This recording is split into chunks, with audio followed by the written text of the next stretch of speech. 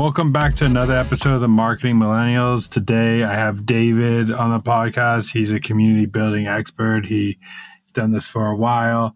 I'm excited to chat with him about community in general. I know that's been a topic for a while, and some people do it well, some people don't do it well, so I'm excited to dive in. Welcome, David, to the podcast. Appreciate you having me. I want to first ask you, how did you get into the space of community building? How did that happen? I kind of think everybody's in this space of community building in some way. We all have our experiences with community, being part of community, starting communities. For me, a lot of the work I do today is in digital community, and I got introduced to digital communities at a really young age through gaming. I was big into video games in middle school, and ended up starting a forum for Tony Hawk's Pro Skater 4 was my game of choice. And that kind of introduced me to the world of building online forums and online communities. I was only in middle school at the time, so I got a very early education in all the things that you do to build community, managing conversations, dealing with trolls, creating rules and guidelines, holding contests and competitions. And so then that became kind of a fascination for me, how the internet would connect people and how communities can form online. I struggled with finding community in person, so I really relied on the internet to find connection and belonging early on. And at that time, that wasn't a very normal thing to do. And so I could kind of see that this is the way that things would go. And then, of course, it did, and social media blew up, and social media and the internet became such a big part of how people would connect. And when I got into college, I went to school for business administration. I started connecting the world of business to online communities and how businesses can build communities in a way to achieve their goals. And that became my career. My first job out of college was a community manager, which wasn't really a job at the time. But I was writing about community and business on my blog, and a startup found my blog. They wanted to hire someone to manage their community. And so they hired me for 3 months for an internship and kind of just went from there. And I've spent the last 15 years or so either building communities, starting companies. I've started 3 companies and ended up starting a company called CMX, which is a community for community professionals. And we did a lot of work to standardize and normalize the profession of community building and teach businesses how to build community, developing training programs, conducting research, working with thousands of different companies to help them understand where community fits into what they do. I want to go into that question of, well, how would you define what a community is? Because I think some people think they have community and it's not community. And I think some people have community and they don't know that they have community. So. Yes, the definition question is a big one because everyone's calling everything a community these days. And the truth is, it is everything. It's human connection. If people feel a sense of belonging to each other, if they feel a sense of community with each other, then it's a community. So it's really something that people experience. A really simple way to look at it in the world of business and comparing it to marketing is, in general, marketing, you're aiming to help people, right? You create content, you create experiences, you create education, you create things that bring value to people and help them. When you're building community, you're looking for opportunities to help people help each other. So instead of you creating the article that answers a question, how do you connect the person with a question to someone else in the community who has an answer? How do you help them collaborate? How do you help them teach each other? How do you help them build things together? So marketing, you help people. Community, you help people help each other. What would you say the must-have traits of a successful community are? There's a lot of different theories on what constitutes a community, and I try not to be overly purist in what is or isn't a community because there's a whole range of depth that you can have.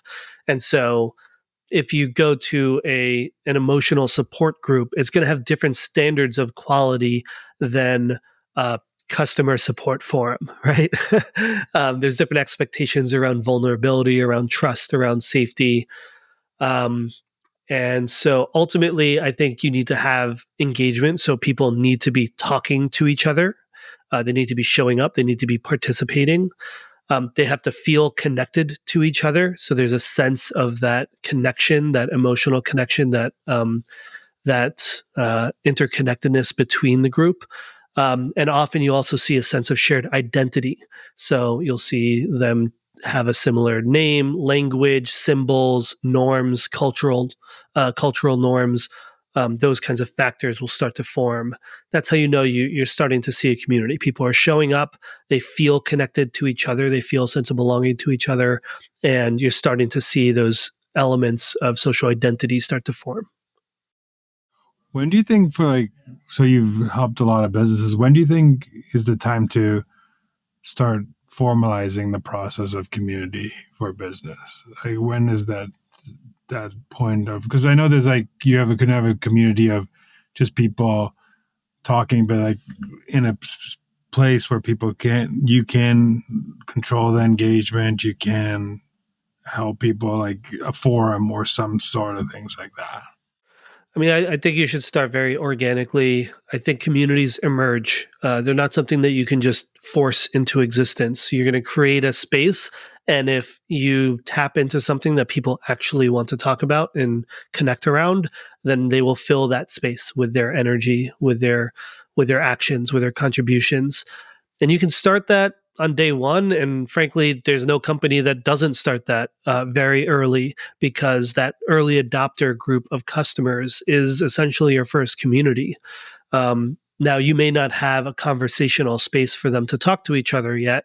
And that's okay. Like the starting to build communities starts with building trust with those people, so that in the future you could bring them together.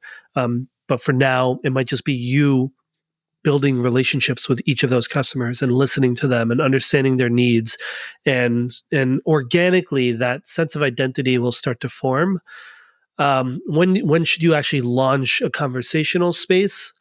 Which, by the way, community could be events. So it could be an event you host in person or online, with something with a beginning and an end, something that's asynchronous, or synchronous. Or you can do the asynchronous, where it's like a forum or a chat channel, something that's ongoing and doesn't necessarily have a beginning and an end.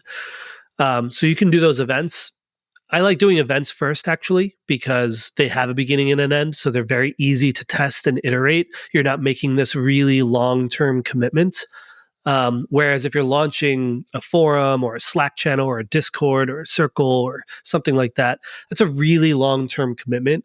It's going to take a long time for that community to really take form within that conversational space. And so I wouldn't launch that until, for one, you have somebody who's going to be able to dedicate themselves to leading that community space, to facilitating it, to driving engagement. If you don't have the capacity to have someone dedicate at least half of their time, if you're very early stage, but eventually it should be at least a full-time job, to facilitating that community, you're probably not ready for it yet. But what you can do, again, is start really simple. So I wouldn't start with like a really complex forum and ecosystem with lots of channels and spaces and structures and logins. Just start simple with, like, I love like using a WhatsApp group or a Signal group. You could use Slack if you want something with a little bit more structure. Just somewhere that's really low barrier to get people to start talking to each other and start farming those relationships and that shared identity and those elements of community. Because if you have a really thriving chat group, for example, it will be easier to then translate that into more of a structured, formal community later. I do like that you said that you should start off with events. I think a lot of people just try to force the online portion of it, but I think being able to, especially in this day and age, being able to connect people live is one of the most powerful things you could do, especially with people craving that right now. So Exactly. People are really So craving, especially in person right now. People are hungry for it. They're over COVID, even though it's spreading like wildfire. I'm sick right now from it, but uh, everyone wants to get together in person, see people live, like actually have all their senses activated when they interact with each other.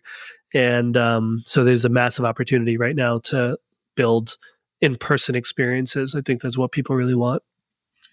also, I think it's a good way to show how intentional the audience you have is, because if you host an event and you see who shows up, you could see, hey, people actually care about what we're doing, our values, they have shared beliefs. You could see who comes into the room, where if you set it online, it's a little harder to see that. But if you to get someone in a room is one of the hardest things to do as a anybody. So if you build a great audience, it's way easier to get someone in the room. So you show that intention of your community that you build. So. Exactly. Yeah, the barrier to entry is higher, right? It takes more work for somebody to show up to a physical event. But once they're in the room, it's a much more immersive experience. In a Slack group, you hope to get them in there for maybe 5 minutes to read what's in there and respond, and then they're going to go on with their life. With an event, you can get 2-3 hours of deep conversations with people. And again, you're activating all five senses. You're really building relationships and tapping into, you're building memories, shared experiences with them. It's so much more powerful than just passive online experiences. I actually think online experiences are really good in complement to those in-person events, where the in-person experiences give people depth and an opportunity to really form relationships and feel like they're a part of something. And then the online space just becomes a way of staying in touch in between those experiences. I think that's a great way to put it. I think too many people just focus on one or the other, but they are great complements. And it's also, you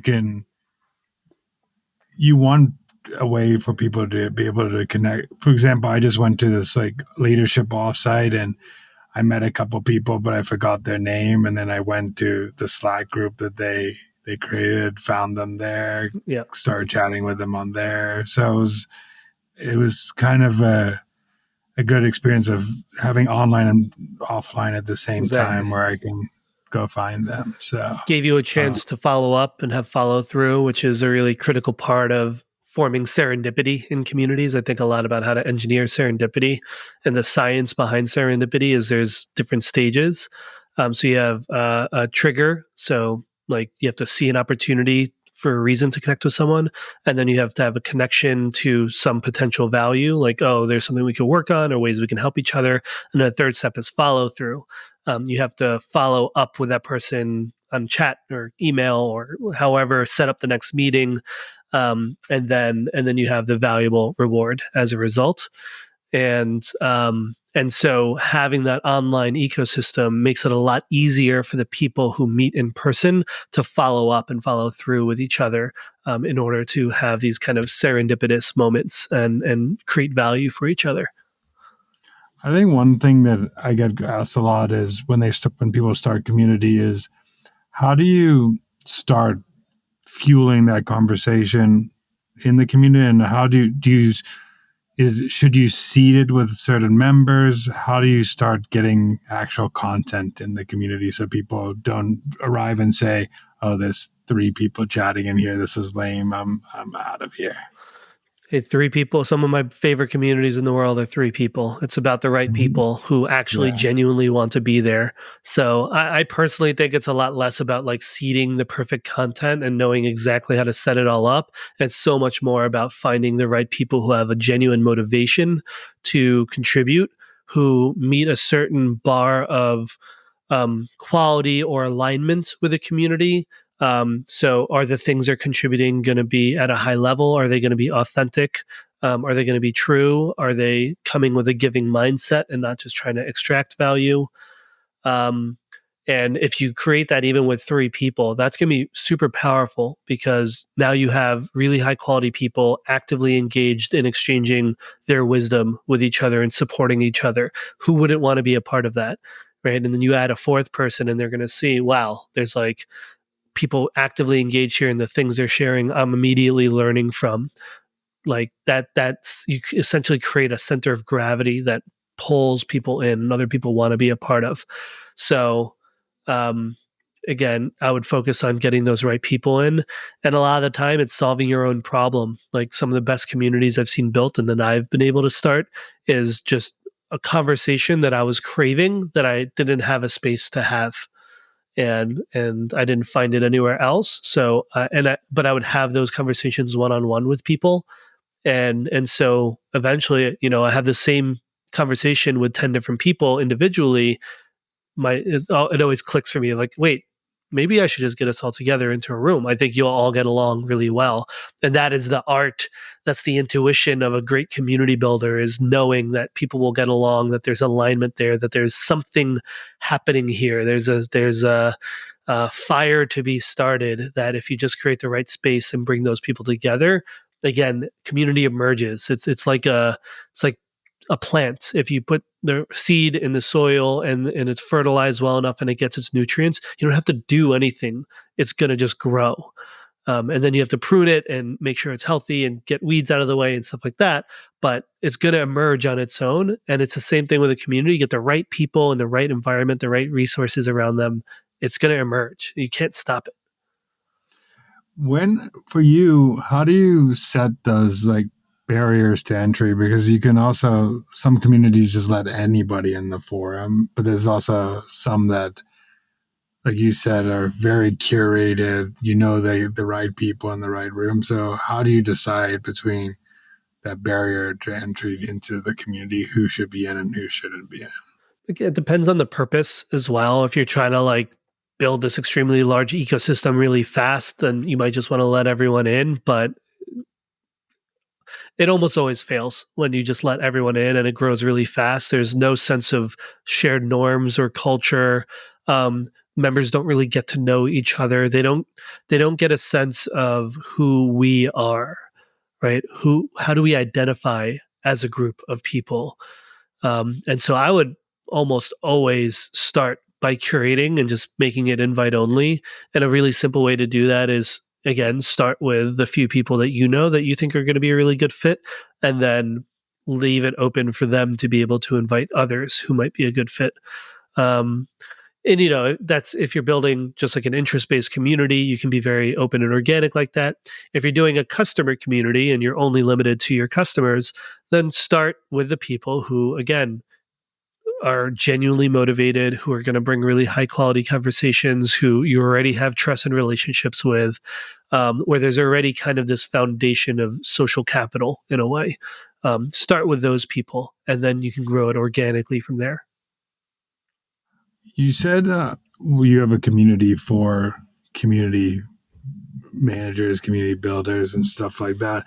If I was a company looking for a great community manager, what are the qualities? What should I be looking for a company? Like, what makes a great community builder or manager? Yeah, there's a few layers to what it takes to do this work. You have the communal layer of, is this person going to be a great writer, a great communicator? Can they really connect with people and empathize with people? Do people feel drawn to them? Are they a great facilitator? Do they understand how to start conversations, how to manage conflict, how to build communities that are inclusive and identify the things that are making them uninclusive in ways that are inequitable or unjust? So that's the work of actually interacting with humans, and that's critical for this work. One element of that that's really hard to navigate, but you're going to have to, is the extent to which they have an authentic connection to that community specifically.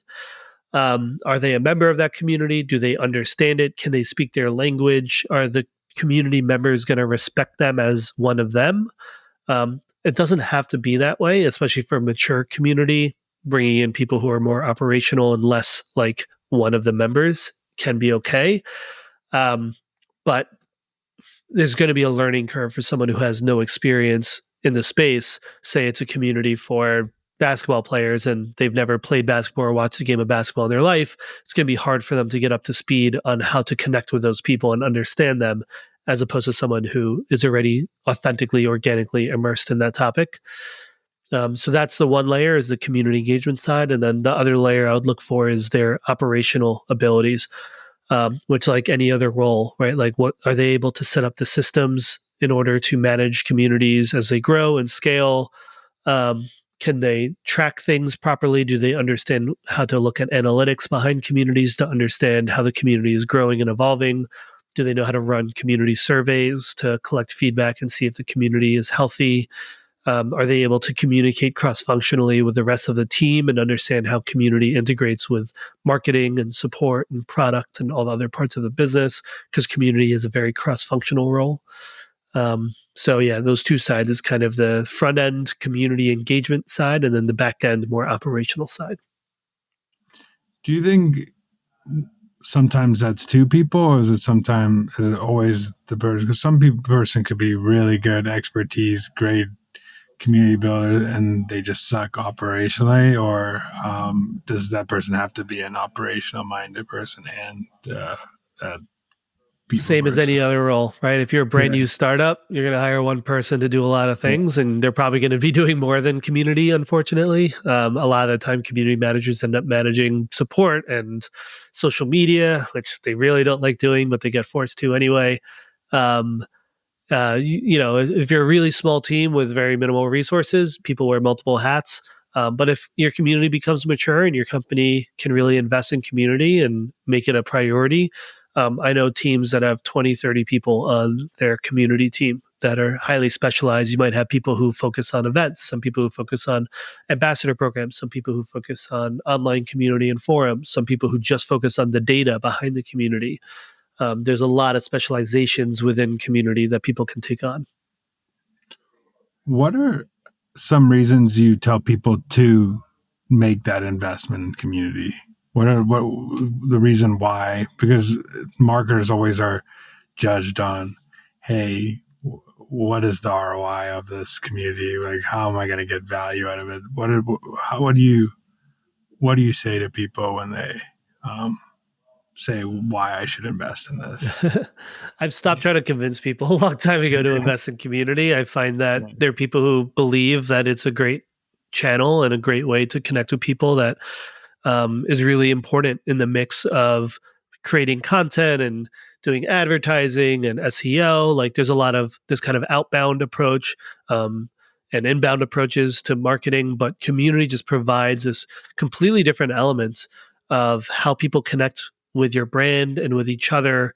I mean, you can look at some of the most successful brands in the world, like, the Apples of the world or HubSpot and the B2B side. Like community was so core to how they grew from their very earliest days. So it's kind of a DNA thing. Some companies really believe in it and get it. And I think to some extent you have to believe in it. It can't just be a pure ROI question because community is complexity, man. There's an infinite amount of interactions and relationships.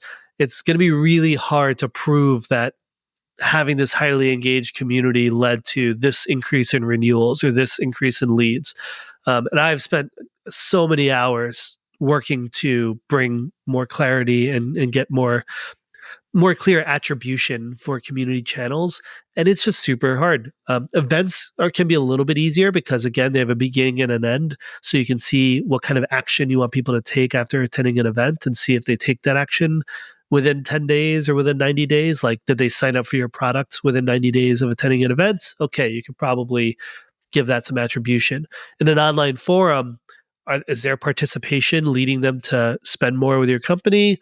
You could get correlation on that, right? And say, well, the people who are part of the community spend 2 times more than people who aren't, but it's correlation. You don't know if that's just because they're your more valuable customers and that's why they participate in the community. So there just has to be a belief that building this long-term shared identity, sense of community is something that's going to be a competitive advantage for you. It's going to help you own a category in a way that no one else can, the way HubSpot did with inbound, or the way Salesforce did with cloud software in their early days. Like they built an entire community and identity around being the first cloud software company. It's just honestly a fundamental different way of looking at business and how to build trust and reputation with people. And it can also drive other parts of your business. So we use the spaces model within CMX. So spaces stands for support, product, acquisition, contribution, engagement, and success. And so community can drive all of those things or any of those things for your business, right? Product, they can help build your product. For some companies, your entire product is built by a community like Airbnb. All the rooms are provided by hosts. Lyft, all the cars are provided by drivers. GitHub is an entire community ecosystem. Anything open source, anything that's a marketplace, anything that's collaborative consumption, anything that's like Wikipedia, like a wiki content contribution platform. You're going to have creators, sellers, people who are contributing the thing that makes your business work. Community is, you have to build community, right? It's like a core part of what you're doing. And then if you have a product that isn't community, like say you're Nike, you have the opportunity to build community around the identity, like how Nike does with their run clubs, for example. You're not showing up to a Nike run club with Adidas shoes on, right? You're creating more brand loyalty, and you're creating these shared experiences for people through community. Yeah, I think the what you said at the beginning of that you don't try to convince people anymore. It's the same with brand. It's the same with creating valuable content. It's the same with, it's these things that you have to do a long time to build trust, build relationship. Relationships don't happen overnight. They happen through continuous work and showing up daily. It's not that. And I think the people who get that win, and the people who don't get that just keep doing what they're doing. So I think it's true. I think the same with brand. When people say, why should I invest in brand? To me, I'm like, I can give you millions of examples why you should do it, but if your whole thing is going to be get a sale tomorrow, I can't help you with that. So, we've gotten to this point in business where it's all so extractive and all about attribution and knowing exactly how this contribution that this thing you're building or this thing you decide to invest in, exactly what the ROI is. And we've lost like the intuition for what people actually fucking want, right? Like Apple doesn't know whether the shape of the curve on the corner of their laptop is going to translate to $2 to $3 million more dollars. They just like, this is beautiful. This is aesthetic. This is what we believe people want. And you can test those things as well to see what people want. But yeah, like design brand is a really good example where I can't tell you what the ROI is of improving your design and the aesthetic of your website. You have to just believe in the power of design. And I think community is in many ways similar.